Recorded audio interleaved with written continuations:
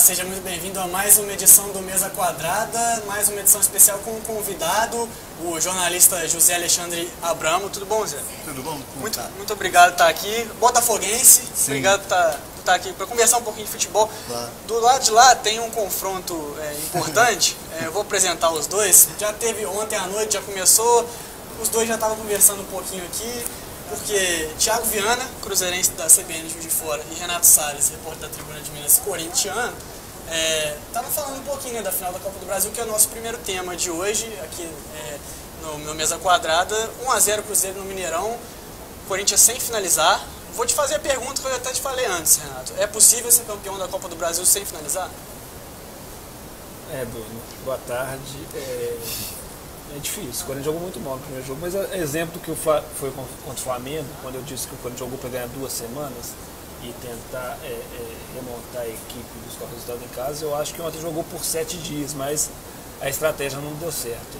Soube por alguns minutos suportar a pressão do Cruzeiro, mas ela foi muito grande e acabou numa jogada, até não foi a jogada mais bem executada do ataque do Cruzeiro. O Thiago Neves cabeceia meio sem jeito, a bola resvala no Henrique e acaba matando o Cássio, o que põe o Cruzeiro ainda mais na condição de favorito. Mas eu acho que jogando em casa o Corinthians é muito forte. A torcida do Corinthians costuma jogar muito com o time dentro de casa e pode fazer a diferença. A torcida do Corinthians, aliás, que fez um show ontem no Mineirão. Você achou bonito aquele final? Eu tava lá, nem ouvi a torcida do Corinthians, pra te falar a verdade. Porque no Brasil inteiro só se comentou da torcida do Corinthians. Assim, a cabine da Globo tava do lado, inclusive. Mas eu que tava no estádio, atrás do gol, setor inferior amarelo, sinceramente não ouvi. Depois do jogo, as imagens estão aqui, quando a torcida do Cruzeiro sai e a torcida visitante fica, e provavelmente deu um belo show. Mas claro, a torcida do Corinthians costuma, em todos os cantos do país, dar um belo show. Assim. Agora, durante os 90, em poucos momentos foi ouvido, mas não porque a torcida do Corinthians estava fraca. Era 2 mil contra 50 mil. E o time do Corinthians, como o Bruno falou, não teve aquele momento para apagar a torcida do Cruzeiro. As duas equipes fizeram o que se esperava, né? O Corinthians entrou de fato para se defender. Falar a verdade, foi um jogo um pouco chato até. Foi um jogo de um time só. Para quem foi um ataque contra no estádio tem aquela emoção e tudo, mas depois vendo também o jogo em casa em outro momento, foi um jogo, eu acho, para quem não estava no estádio, então, em momentos até maçante, porque o Cruzeiro teve a bola, mas não conseguiu criar tanto assim. E o Corinthians, quando tentava atacar, eu acho que foi pior, inclusive, do que alguns outros jogos. Em muitos momentos a bola chegava para o jogador construir uma jogada na linha de fundo, passava por baixo do pé do jogador e saía pela linha lateral. O Jadson tentava desesperadamente achar alguém numa linha de passe e ninguém aparecia em posição de receber um passe para concluir. Eu acho que o Corinthians foi muito pobre, como você falou. Na volta não vai ser assim. Mas ontem eu acho que o Cruzeiro, inclusive, perdeu a oportunidade de fazer mais, porque o Corinthians jogou mal ontem. Não foi como o jogo contra o Flamengo. Eu acho que o Corinthians, quando teve a bola, não foi bem no primeiro jogo, mas marcou melhor. Ontem eu não vi nem o Corinthians marcando tão bem assim. Eu acho que num dia mais inspirado, o Cruzeiro poderia ter sacramentado o título, coisa que não foi feita. Porque 1-0, como você falou, eu concordo contigo, o Cruzeiro é favorito, mas está em aberto, porque dá para o Corinthians ganhar sim por um gol na arena. Honestamente, eu não acho que nenhum de nós esperava nada diferente, tanto de Corinthians quanto de Cruzeiro. O Corinthians vinha de fato com a proposta defensiva, tentando levar perigo em um contra-ataque ou outro, o que não aconteceu de fato. E o Cruzeiro é um time de muita variação de jogada de ofensiva. A gente esperava realmente esse volume de ataque dentro de campo. O que eu acho que faltou o Corinthians, diferente do que aconteceu na semifinal contra o Flamengo, foi vontade dos jogadores. Eu acho que o time entrou um pouco desligado.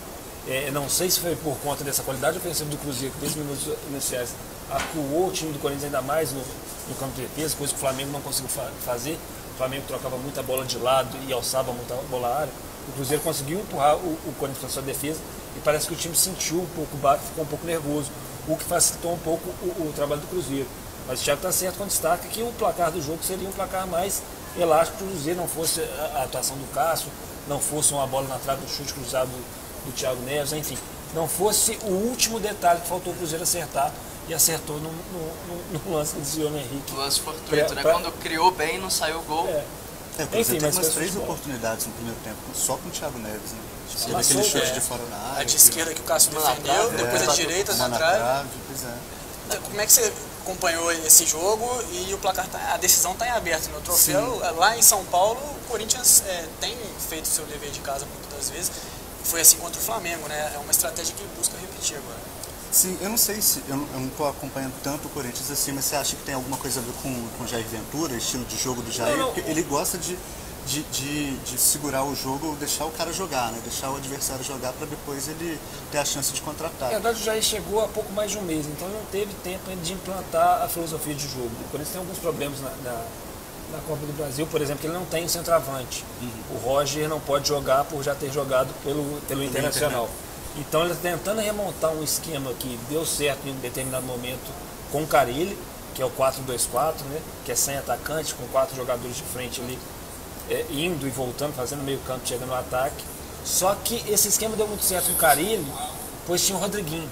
O Rodriguinho era um cara capaz de fazer essa flutuação entre o meio campo e chegar para finalizar na área. O Jadson não consegue fazer isso. O Jadson não tem essa velocidade e nem essa característica. Aí o Corinthians perde o potencial de armação do Jadson e não ganha no ataque. Mas eu acho que o Jair não está em culpa. O Jair está fazendo um omelete com os ovos que ele tem à disposição. Sim. E conseguiu fazer o time voltar a ser aguerrido, conseguiu fazer o time voltar a ser consistente defensivamente, apesar da pressão do Cruzeiro. O Corinthians suportou bem essa pressão. Não fosse um lance fortuito, talvez conseguia arrancar o 0-0, que era o objetivo. Então, assim como se o ataque do Cruzeiro tivesse mais sorte na ponta final, o placar poderia ser mais elástico, enfim. A proposta do Jair, eu acho que é correta para esse momento. Não seria correto no início de temporada, mas para esse momento eu acho que é a proposta que ele tem, é o que ele tem para fazer. E querendo ou não, levou ele à final, né? Contra o Flamengo foi assim. Sim. E não estava esperando muito desse Corinthians. Depois da saída do Loz, naquele momento, foi uma última cartada para tentar alguma coisa. Muita gente já viu o Corinthians fora da disputa no Brasileiro, até por Libertadores, como está cada vez mais distante, e também na Copa do Brasil. Muita gente colocava o Flamengo com amplo favoritismo pelo momento dos dois times, pela qualidade técnica dos dois times, e o Jair, à sua maneira, e a maneira que eu acho, concordo com o Renato, o Corinthians pode jogar, conseguiu levar o time ao final. Sobre o Cruzeiro, eu acho que fez falta o Arrascaeta, né, foi convocado para a seleção uruguaia, apesar do Rafinha, seu substituto, ter jogado muito bem, melhor que o Barcos, melhor que o Robinho, melhor que outros homens do meio para frente. O De Arrascaeta fez muita falta, o uruguaio, que está na Ásia jogando amistoso pela seleção uruguaia. E o outro, o Sassá, que é um jogador que no segundo tempo poderia fazer uma diferença, já que o Raniel vem muito mal, se envolveu uma confusão, acabou dando um soco no Mike na semifinal, vai ficar obviamente fora também do segundo jogo, vai ser jogado hoje inclusive, deve sair, não tem nem como, não cabe efeito suspensivo, não cabe nada, não vai jogar a segunda partida. A esperança cruzeirense é que o uruguaio volte a tempo. Ele tem uma partida com a seleção uruguaia na terça da semana que vem, só que é na Ásia, vai tentar fazer aquele esquema. Caso ele não jogue essa partida, ou jogue só uma parte dessa partida diante da Coreia do Sul, vão tentar trazê-lo para pelo menos ficar no banco e ser uma opção de banco. Já que a gente viu ontem no segundo tempo, faltou o Cruzeiro opção de banco. Porque o Rafael Sobis tem nome, tem uma grande trajetória, jogou muito bem no Inter, no Fluminense, no futebol mexicano, mas está numa curva descendente e não é um jogador mais que faça diferença. O David veio com uma aposta do Vitória, mas é um jogador que está pesado, não conseguiu desenvolver esse futebol no Cruzeiro. Acabou que a única cartada ofensiva que tinha no banco é o garoto Daniel, mas que não é para ficar marcado, mas que muita gente já está começando a observar que pode ser aquele tipo de jogador que em jogo menor entra, joga bem e faz gol, mas normalmente em jogos grandes não rende tão bem. Quem aparece é o Thiago Neves, né? Exatamente, que mais uma vez apareceu decisivo. Como o Renatinho falou, teve a questão do desvio, mas as melhores chances do Cruzeiro foi com ele. E uma coisa que aconteceu muitas vezes no primeiro tempo, em alguns momentos da segunda etapa, o Rafinha jogou muito bem, mas ele recebia a bola. Quando ele tirava um jogador, abria o clarão, ele sempre optava primeiro por um passe ou cruzamento ao invés da batida. E principalmente o Robinho, que esse, diferente do Rafinha, um jogador que tem boa finalização, mas fazia a mesma coisa. Em alguns momentos se omitiu na hora de decidir a jogada. Abria o clarão, a defesa do Corinthians bem postada. Tinha uma tabela, um drible, abria, preferia um passe para o lado com uma finalização. Inclusive, aconteceu isso na última jogada do jogo, da partida. O Cruzeiro tinha a bola, tentava o ataque, ficou rodando a bola um minuto. Em dois momentos teve a possibilidade de finalização, acabou morrendo com a bola no pé e saiu pela linha de fundo. Então eu acho que o Thiago Neves foi esse cara que chamou o jogo e o De Arrascaeta é esse tipo de jogador também. Se voltar, seria uma volta importante para o segundo jogo. Lembrando que no Corinthians tem o Arauz, né, que é reserva, mas levou vermelho no último minuto. Não vai ser opção de banco no próximo jogo. E o Cruzeiro, o Egídio, não vai ter o seu lateral esquerdo titular. Jogou bem, tem jogado bem, apesar de vez em quando dar umas brechas defensivas. Levou o terceiro cartão amarelo na competição. Não joga a partida de volta. Se não tiver alguma improvisação por ali, deve ser o Marcelo Hermes pela esquerda. que muita gente fala, até com certa maldade, que ele é tão bom quanto o Egídio defensivamente, ou seja, é fraco defensivamente, só que ofensivamente ele é bem abaixo do Egídio, que o Egídio do meio pra frente até costuma fazer a diferença positivamente. Marcelo Hermes, o Egídio é aquele cara, nota 4 na defesa e 7 no ataque, o Hermes é 3 aqui e 3 lá, então pode ser uma complicação. Eu já vou cobrar publicamente a torcida do Zé pelo Corinthians nesse jogo, porque ele tá me devendo que no ano passado eu acompanhei ele num jogo da Libertadores, Botafogo e Nacional do Uruguai. Lá no Uruguai, uma tempestade, um frio danado. Tava lá torcendo com ele pelo Botafogo. 1-0 Botafogo, gol do Bruno Silva? Não, do João Paulo. João Paulo. Eu tinha achado que tinha sido do Bruno Silva, você falou que foi do João Paulo. Um frio que eu não sentia meu pé, que encharcou, choveu, um frio danado. Então você já tem torcida para o jogo na próxima quarta-feira, o jogo de volta que define o título, às 9h45 da noite. Tem torcida com o Renato. Não tem como, eu fui intimado. Depois dessa... tem que torcer. Mas eu acredito mesmo, o Corinthians, quando está perto da sua torcida, ele é forte, ele é aguerrido. E o Jair, embora tenha saído de forma um pouco conturbada do Botafogo, ele sabe montar times limitados tecnicamente por uma bola, 2 bolas, assim. Um fator favorável também o Corinthians é a inexistência do gol fora de casa, né? Sim. Porque 1-0, se tivesse valendo, se o Cruzeiro acha um gol lá em São Paulo... Corinthians não faz 3, aí a vaca vai dificulta mesmo. Dificulta. Amanhã, depois passando, já aprofundando essa final da Copa do Brasil, amanhã tem jogo da Seleção Brasileira. Zé, vou primeiro passar a provável escalação, depois eu queria que você falasse do jogo, né? O amistoso é contra a Arábia Saudita, na Arábia, inclusive. Provável escalação da Seleção Brasileira do técnico Tite, tem o goleiro Ederson, na lateral direita Fabinho, a dupla de zaga com Marquinhos e Pablo ex-Corinthians, e na lateral esquerda Alexandre. Aí tem Casemiro no meio de campo, Fred, Renato Augusto, sempre Renato Augusto, é claro, Felipe Coutinho, Neymar e Gabriel Jesus, o trio já conhecido pelo torcedor. Eu queria saber... Ele queria o Pikachu ali jogando. Não, mas convenhamos... Falou que queria o Max Lopes, mas lembrou que a decisão foi embora enquanto havia tempo. Bom, convenhamos, a seleção brasileira tem meias mais qualificados que o Renato Augusto. O Renato Augusto está na seleção brasileira muito pela relação que ele tem com o Tite, por corresponder sempre que precisa, é claro. Mas sim, e também pegar uma de opinião, é bom. Né? E o Tite tem. O Pablo, por exemplo, é um homem de confiança do Tite também, mas é um ótimo zagueiro. Não tem atuado, a gente não tenho visto muito ele atuar. Na verdade, o Pablo não chegou a treinar com o Tite, mas acho que o Tite, por ter essa proximidade com a comissão técnica do Corinthians, observou ele, um jogador interessante. Eu achei que na saída conturbada que ele teve do Corinthians, por questão de renovação salarial, não chegou em acerto financeiro, flertou com vários clubes do país e acabou voltando para o Bordeaux. Eu achei que ele ia ficar um pouco fora do radar, mas é um bom jogador e merece teste. Sobre o Renato Augusto, que você comentou aí, eu acho importante nesse momento de transição que você tenha um jogador como o Renato Augusto, que é um cara que passa experiência, um cara sereno, um cara que chama a responsabilidade. Então eu acho que é isso que o Tite quer. Eu não acho que o Tite está pensando em Renato Augusto para a Copa de 2022, mas é para esse... titular, mesmo titular, você acredita que ele deva ser titular, não esteja só no elenco, mas... Eu acho que assim, a seleção vive um momento de transição. Hoje você não tem 11 titulares. O Tite está fazendo teste, o jogo contra a Arábia Saudita, um monte de Renatinho correndo por lá. Então ele está fazendo teste. É importante você ter essa figura de jogador para orientar, para ser também um treinador dentro de campo, para começar a acertar uma base do time. Eu acho que o Tite pensa assim, e por isso que ele chama Renato Augusto. Na terça-feira tem jogo contra a Argentina, né? Lembrando que são 2 amistosos, o segundo é contra a Argentina. Amistosos da seleção costumam achar muito sonolento, assim, até costumo não ver. Contra a Argentina, claro, a gente tem uma motivação a mais. Eu acredito nisso que o Renato falou do Renato Augusto, e fico pensando por que ele não chamou o Lindoso do Botafogo, né? Que poderia também ser um bom nome, assim. Mas infelizmente não recorreu a ele. Quem sabe é um bom nome, né, Bruno? Lindoso. Acho que é isso que ele tá falando. Mas observando essa escalação, acho que principalmente na linha defensiva e no meio campo também, acho que muitos nomes aí são experiências. Acho que até por isso Pablo, Renato Augusto como titulares, o próprio Ederson é uma amostra disso, que o Alisson é titular absoluto. Eu acho que a gente vai ver a seleção titular mesmo contra a Argentina. Eu acho que ele fez uma coisa bacana. Ele colocou os principais jogadores no ataque, ele deixou o Neymar e o Coutinho, e no resto do time ele mexeu bastante. acho que vai ter uma meia dúzia de mudanças, pelo menos, para esse jogo com a Argentina. Acho que o Firmino é um cara que deve voltar no meio campo, vão ter mudanças também nas laterais, na zaga. O Miranda fatalmente vai continuar sendo titular nesse momento. Mas eu acho que são testes importantes. O Marcelo foi chamado? Marcelo Não, ele foi cortado, né? Cortado por lesão. Foi chamado, na última não tinha sido chamado, foi nessa, o Felipe Luiz do Atlético de Madrid foi chamado depois de ser cortado.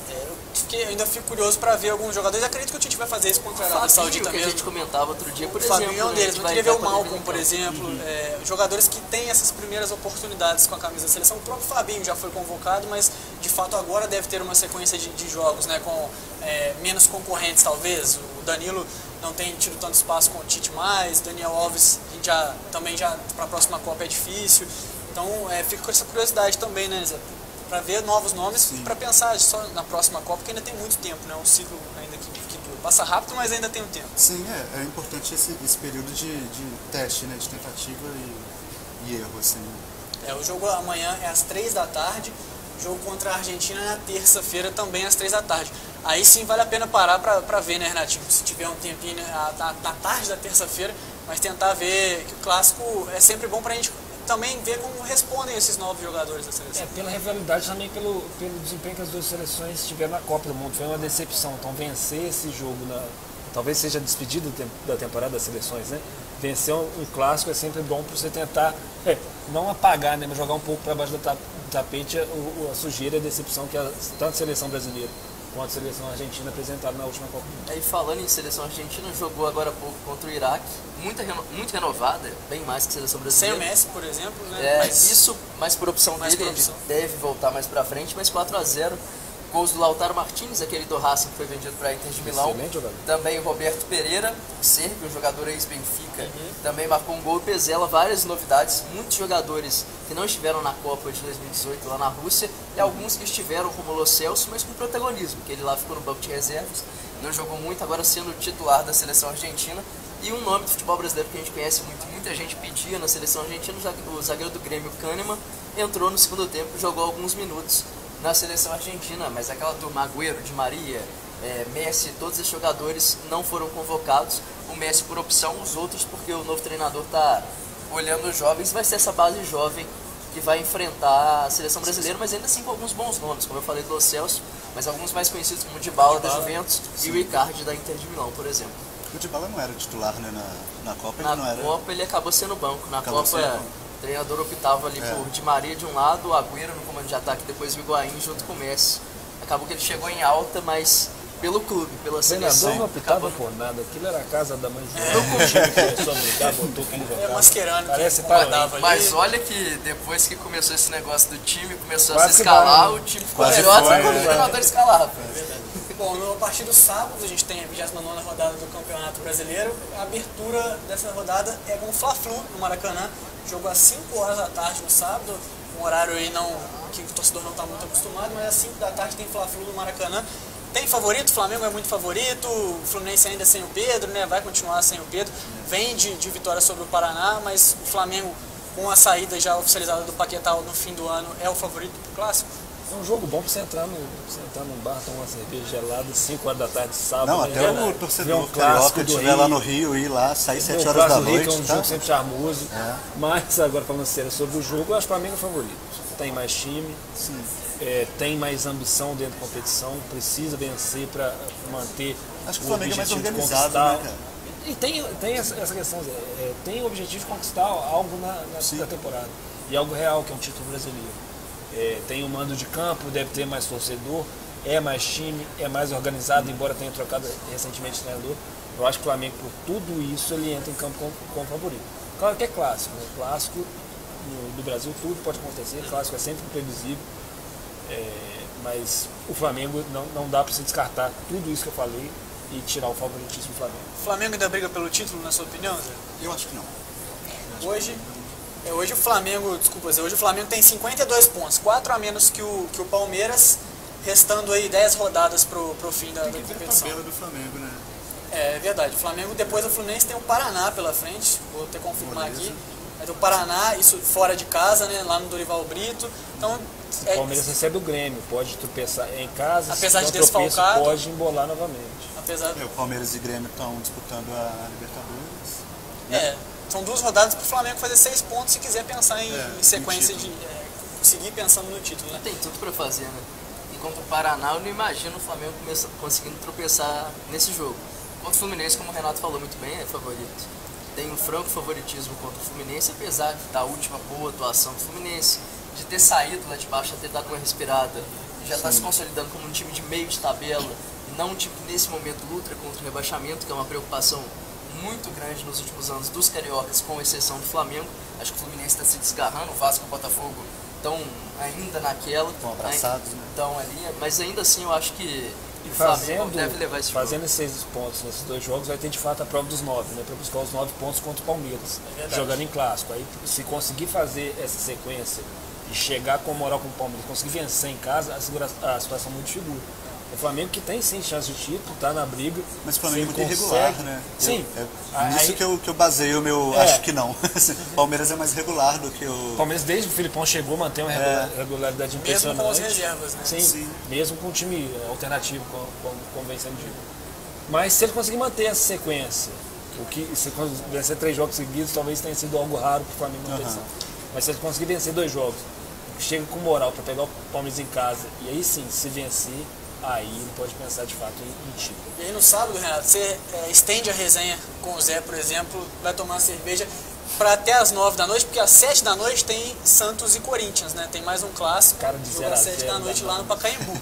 Cara de 0 a 0 danado, o Corinthians pensando na quarta. Corinthians com o time misto reserva, né? Pois é, o Corinthians pensando na quarta. Aí o Santos vira o favorito, né, diante desse contexto. Eu acho que aí o garoto lá que... Infelizmente. O Gabriel Barbosa, acho que nesse jogo volta a se chamar Gabigol. Contra o time reserva do Corinthians, acho que O Santos conseguiu a liberação do Rodrigo, vocês sabem dizer, não? Porque o Rodrigo estava convocado para sub-20, eles estavam tentando a liberação. Sem o Rodrigo, eu acho que o Santos perde muito. E o time reserva do Corinthians, às vezes, numa situação dessa, eu gosto de jogar com o time reserva alternativo. Porque todo mundo quer mostrar serviço. Pode acontecer igual com o Flamengo, né? Os titulares sem foco e tomara aquela piada. Exatamente, está todo mundo preocupado com a decisão. Aí, meu amigo, tira o pé da bola, pensa 2 vezes antes de entrar no dividido. E o time reserva, às vezes, entra com uma motivação extra, até para mostrar serviço, para tentar ganhar uma vaga e aparecer na foto do título campeão. Imagina a vontade do Pedrinho jogar numa partida dessa. Marcar um gol contra o Santos. Não, mas ele jogou pelo Corinthians na competição. Ele não pode jogar o jogo de volta pelo Cruzeiro para aparecer na foto do título. Bom aguardar. Vamos seguiremos com essa rivalidade até a próxima quarta-feira, pelo menos, né? Bom, além de Fla-Flu e de Santos e Corinthians, tem Bahia e Paraná, jogo às 9 da noite do sábado, Chapecoense e Vitória, aí já começando os jogos de domingo, jogo às 11 horas do domingo, Chapecoense, o jogo é na Arena Condá, em Chapecó. Vasco e Cruzeiro, o Vasco provavelmente vai encarar os reservas do Cruzeiro. Não que isso seja tão bom para o Vasco, porque os reservas do Cruzeiro eu ainda acredito que são superiores ao Vasco. Eu acho que a maioria, eu acho que não dá para cravar tanta superioridade por causa daquela questão do entrosamento. Tecnicamente, sem dúvida. Eu acho que praticamente 100% dos torcedores vascaínos, quando olharem aquela escalação ali, vai ver um Rafael Sobis, vai ver um David, Fred, vai talvez, ver um Raniel. Talvez até o Fred. O Fred deve ter minutos no segundo tempo, acho que O trocaria Sassá também o time entra do porque Vasco. não joga, né? Sassá que está suspenso da Copa A do zaga Brasil. cruzeirense ela é muito melhor do que a do Vasco, Vai inclusive. ter Deve jogar Manuel, que já Manuel. foi um destaque, o garoto Murilo, que é muito bom. Acho que trocaria, então, mas... Bruno Silva, que era do Botafogo. Bruno Silva, Mancoejo, ex-Flamengo, tem muitos bons nomes nesse time, sim. Ainda assim é um ponto positivo pro Vasco, sem dúvida. Sim. Não dá pra gente falar que não é também, mas como você falou, não vira jogo fácil por causa disso. Até porque a gente viu um Vasco e Paraná e Vasco outro dia, e a gente falava que o Vasco tem que ganhar esse jogo, o Vasco conseguiu empatar com o Paraná. Então não dá pra contar a vitória contra os reservas do Cruzeiro. Acho que o time do Vasco obviamente não vai com foco, mas acho que é um jogo bem igual ali.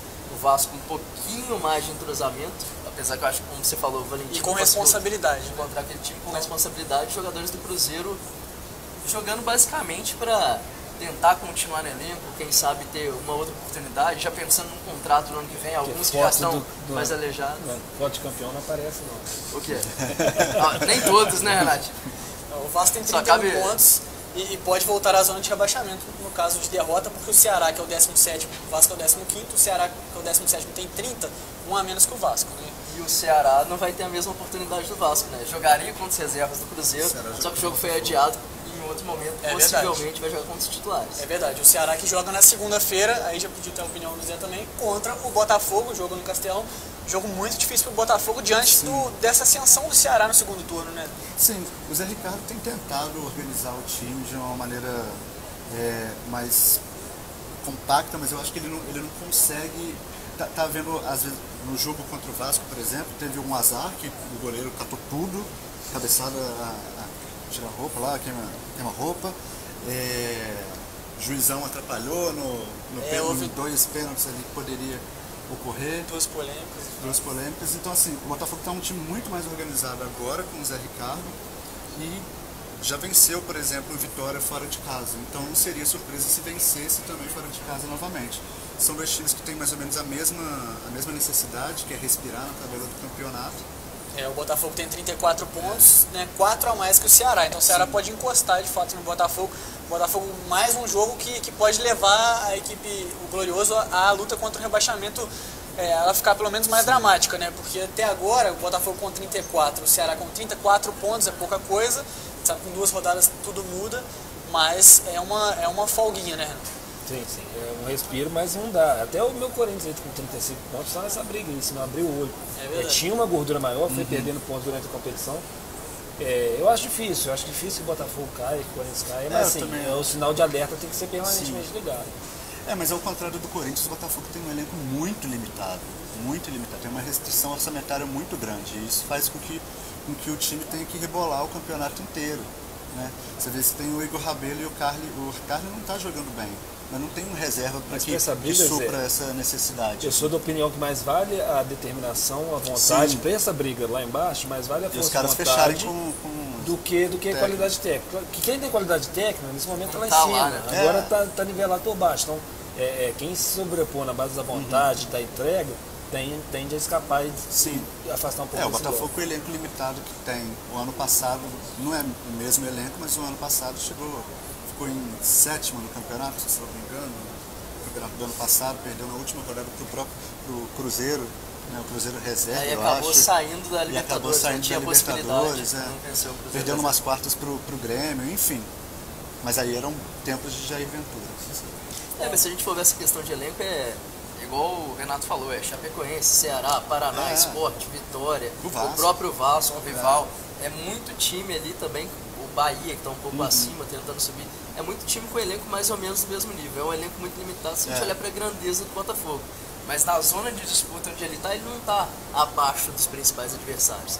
Ele está ali acima do Paraná e no mesmo nível ali de uns outros 7 times que estão nesse Botafogo tem o Lindoso também, né? Tem o Lindoso. Você pediu para a seleção agora, por favor. Tem Chiesa, Brenner. Pimpão, tem que voltar. Pimpão, só faz gol Mr. América, né? Só competição internacional. Bom, a 29ª rodada ela tem ainda Atlético Mineiro e América e Atlético Paranaense e Sport. E separar 2 jogos só pra gente finalizar. Primeiro, Palmeiras e Grêmio, jogo da parte de cima da tabela. O Grêmio tem desfalques, né? Não deve ir com a equipe completa. O Everton, por exemplo, lesionado, não joga, o principal jogador do Grêmio talvez nessa temporada, jogador de seleção brasileira. Em contrapartida, o Palmeiras em boa fase com o Felipão no Campeonato Brasileiro. É favorito? É ligeiro favorito? O que vocês acreditam nesse jogo? Joga em casa, né? Acho que joga o fator casa pode pesar a favor do... mas de qualquer forma joga em casa. O fator casa pode pesar a favor do Palmeiras, assim como o momento, né? Mas o Grêmio é uma equipe muito forte. O Portaluppi tem ficado bem irritado com as osciladas do Grêmio, né? Com as sonecas que o Grêmio dá no brasileiro. Assim. E essa irritação pode ser uma motivação maior para um jogo desse, né? E o Grêmio ainda tem a ambição de tentar chegar no título nacional. E vem de um 2x2 com o Bahia em casa, né? É uma partida bastante interessante. Eu acho que o Palmeiras é favorito pelo momento e por jogar em casa, mas assim, é um favoritismo ali no Photoshop. Muito difícil de ver, é um partido que é interessantíssimo. Outra partida que eu também acho que é muito interessante, Internacional e São Paulo, jogo no Beira-Rio, jogo às 4 da tarde do domingo, aí 2 equipes que precisam vencer para seguir pensando em título, não que uma derrota tire, né, essa disputa, mas complica um São Paulo, por exemplo, que já vem de derrota em casa para o Palmeiras, né? Eu acho que quem perder esse jogo, o próprio torcedor para um pouquinho de estar ali junto acreditando que vai para o título. Porque porque nenhum das duas torcidas, nenhum dos dois clubes, treinadores, jogadores, no começo do campeonato, acreditavam que Inter e São Paulo poderiam brigar pelo título. Sim. Tiveram uma boa arrancada, em dado momento os dois disputavam a liderança, São Paulo foi líder, o Inter foi líder, e hoje eu acho que ambas as equipes estão voltando para as suas realidades. O São Paulo já faz uma campanha de segundo turno de meio de tabela, o Inter ainda não, mas conseguindo resultados com muita dificuldade. Eu acho que esse jogo, quem sair derrotado, eu acho que praticamente dá adeus por título, ainda mais que a gente tem essa sequência do Flamengo tranquilo. Um Palmeiras que não quer largar o osso da disputa ali de jeito nenhum. O próprio Grêmio, que eu acho que divide mais o foco que essas outras equipes. Apesar do Palmeiras também tá na Libertadores, tem mais elenco que o Grêmio, mas ainda assim é mais time que esses dois. Eu acho que é um jogo que talvez marque uma vitória, possa marcar quem vai se consolidar talvez num G4 e direto para a Libertadores. Que é um quinto, sexto lugar para esses times. Em nenhum momento no começo da temporada seria frustração. Mas eu acho que ambas as torcidas vão ficar frustradas com uma não classificação direta para a Libertadores, e me parece que pelo menos um dos dois não vai diretamente, porque eu não estou vendo Palmeiras e Flamengo saindo deste G4. Eu acho que mesmo dividindo o foco, o Grêmio também não.